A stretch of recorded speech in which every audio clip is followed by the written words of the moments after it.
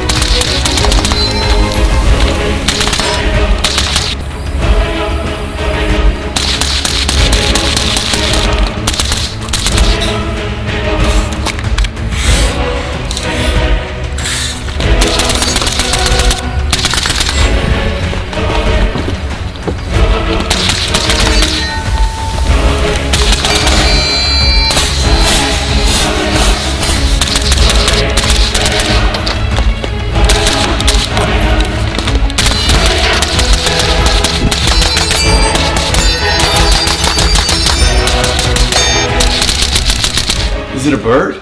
Is it a plane?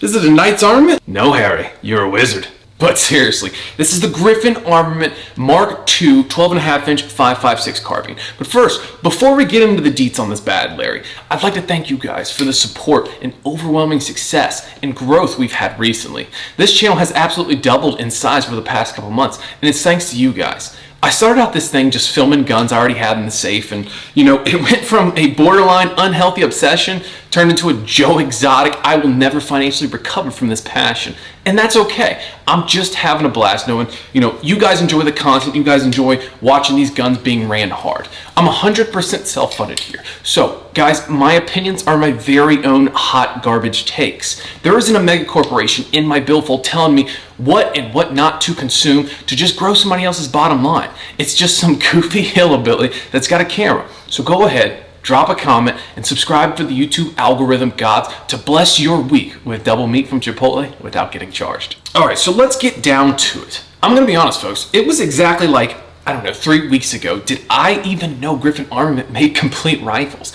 I'd like to think I stay in touch and up to date on most the tactical gats of the day, but I find myself bumping into things like this. I genuinely thought Griffin just made cans. Well, I guess that's really all I've ever seen pictures of.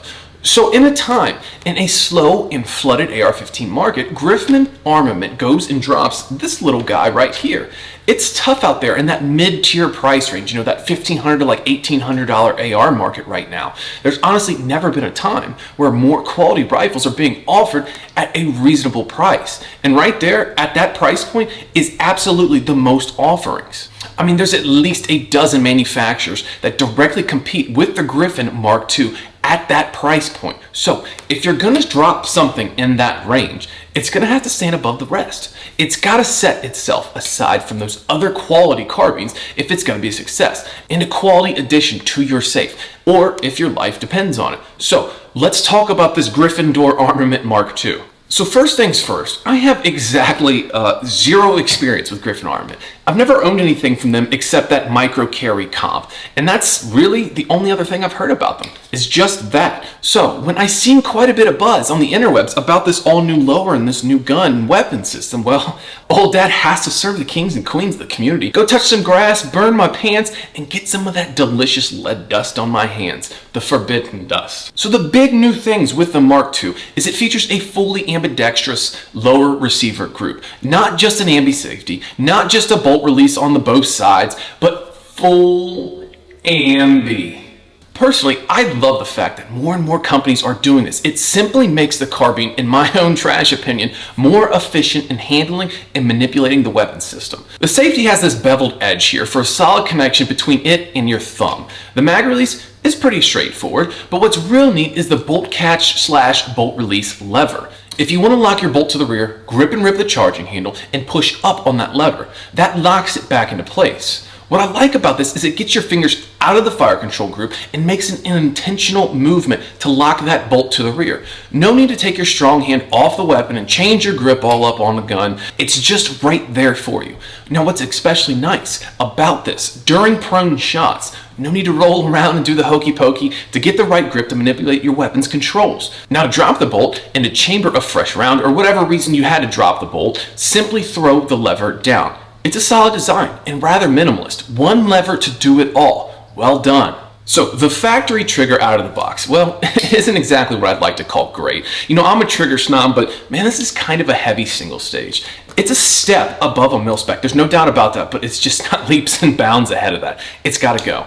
But what is neat is the safety inside the lower. There's a set screw you could actually adjust to your own preferred over travel of the trigger. Not many folks are doing this out of the box. While I didn't adjust it on this one because it just felt right for me, well, what's awesome for me might not be the best thing for you. And guess what? That's okay. You have control over that. It's the little things, you know? It's the little things in life. Now they come with a can-optimized charging handle. Much like your PRI gas buster, it's designed to divert the magic freedom seed gas from saying hello to your retinas and into your brain.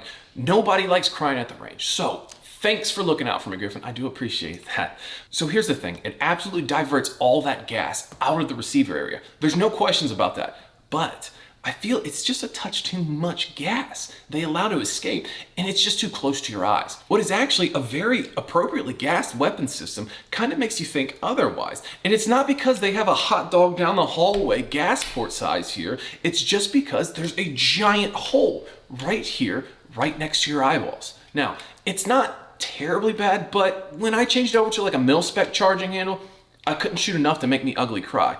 And that's really it for the complaints of this rifle. It's two very simple, very easy parts to change. If you don't like crying on the range, put a different charging handle in it. If you don't like a single stage trigger, put the trigger of your choice into it. So these are all both parts you were going to probably change anyways. So how does the gun feel? Well, it's a very smooth shooter.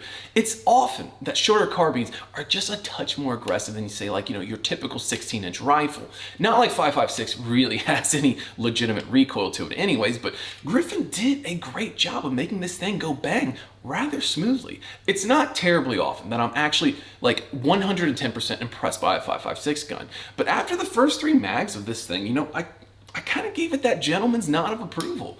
One really interesting feat is the Griffin buffer system. It's a multi-piece unit that aids in slowing down the system and also felt recoil. I'm not exactly sure how that like space magic works in there, but it was definitely a noticeably different shuffle. I can't honestly say if it's more gooder or more badder, but I can absolutely tell you it's a difference. It's a subtle difference. I don't think it's a game changer or solving any real problems that Uncle Eugene already didn't for us, but it's unique. It's a unique little shuffle, and you can definitely feel the difference between, you know, a regular carrier and regular buffer versus this guy here. So the most important part, reliability. Well, reliability is a 10 out of 10 for this thing for me.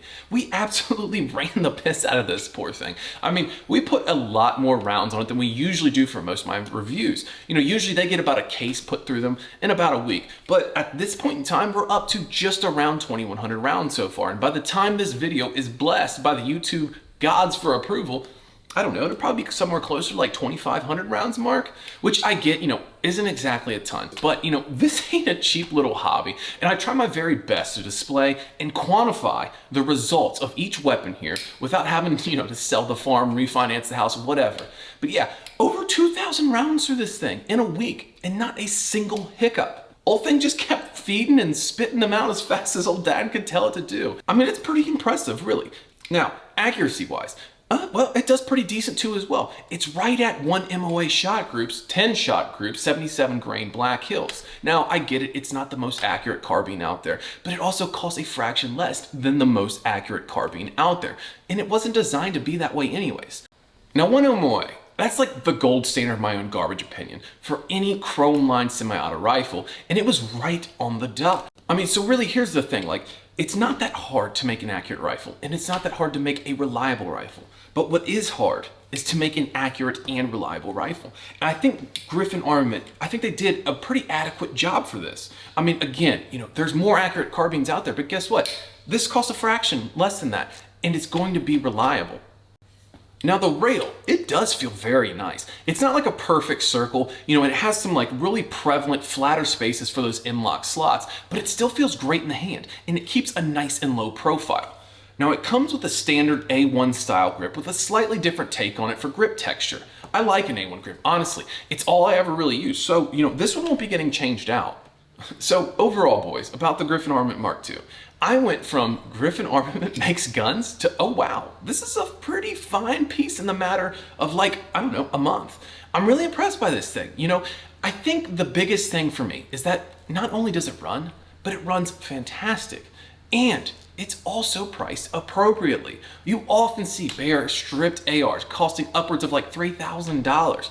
And they aren't really doing anything that revolutionary to justify that kind of cost. And in comes the Mk2 with a full ambi lower, fitted and machined very well, runs out reliable, and costs half of what some of those three-letter manufacturers do. I'm really impressed. Honestly, I can say I'm impressed with this guy. Whether it's like a first gun that you don't want to cheap out on and you want to get something really nice, or it's just an addition to the safe to fill a new role, I think either way, you'd be very pleased with this thing. All right, gentlemen, so that's a wrap. Stay tuned, subscribe, and sign up for notifications because we ain't stopping till every gun ever has been featured. Until next time. Maybe not every gun, but most of them, right?